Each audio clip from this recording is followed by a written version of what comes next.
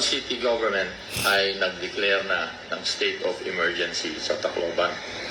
Dahil po ito ay sa limitasyon ng paggamit ng San Juanico Bridge. It is not only affecting the economy of the region, but I think it is definitely affecting the economy of the country as a whole. Ako po ay,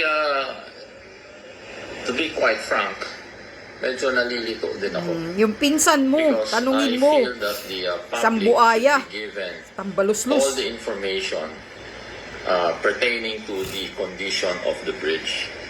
Sino bang gumawa ng study na to? At bakit bigla-bigla na lang binigyan kami ng 48 hours para isara itong tulay na to? Dahil dyan ay maraming spekulasyon tuloy na there is something going on that hindi ka nais-nais, like corruption. Sa inyo lahat, ang Tacloban City Government ay nag-declare na Kaya nga, ng walang state of kaasinso-asinso emergency yung sa Tacloban. Dahil po sa ito mga ay, kawatan, sa limitasyon kawatan ninyong leader dyan. ng paggamit ng San Juanico Bridge. It is not only affecting the economy Tanungin of the mo region, yung pinsan mong but si I think Tambaluslos. it is definitely affecting the economy Yan of yun. the country. Sabi pa ni as a Sara whole. Duterte, kawatan. Ako po ay, to be quite frank, medyo nalilito din ako.